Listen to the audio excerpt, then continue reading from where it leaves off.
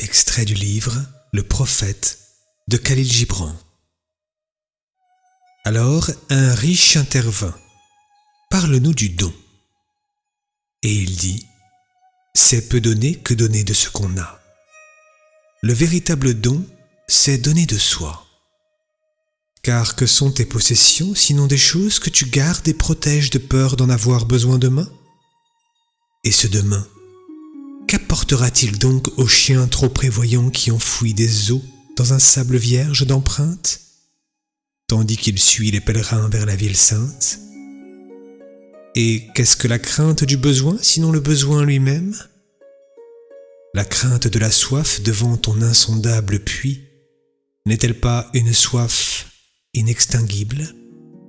Il y a ceux qui donnent peu de tout ce qu'ils ont, et cela pour être reconnu.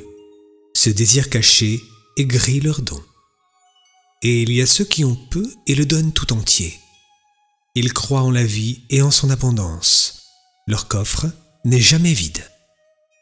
Il y a ceux qui donnent avec joie. Cette joie est leur récompense.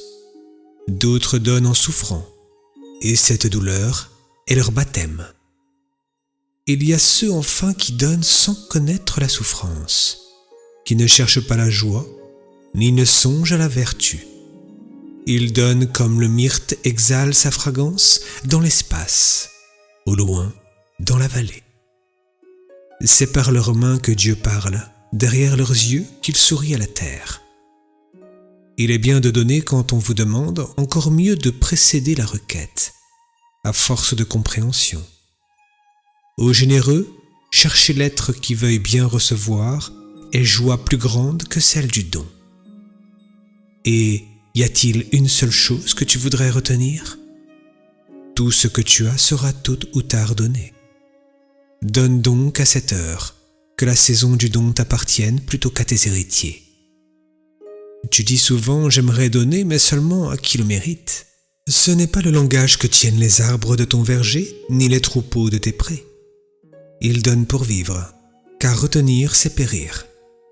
Car qui mérite de recevoir ses jours et ses nuits, mérite de recevoir tout ce qui t'appartient. Et y a-t-il plus grand mérite que celui qui réside dans le courage et la confiance, disons même la charité du recevoir? Et qui es-tu que les hommes doivent ouvrir leur cœur, ravaler leur fierté pour te permettre de voir leur valeur à nu, une fierté qui ne s'effaroucherait pas? Veille d'abord à mériter de donner, à être l'instrument du don. Car en vérité, c'est la vie qui donne à la vie, tandis que toi qui crois donner n'es que témoin. Et vous autres qui recevez, et vous recevez tous, ne faites pas de la gratitude un fardeau, de peur de charger un joug, et sur vous et sur le donneur. Dressez-vous plutôt avec lui sur ses dons comme sur des ailes. Car trop vous rappeler votre dette, c'est douter de la générosité de l'être dont la mer est terre, qui ne marchande pas sa chaleur.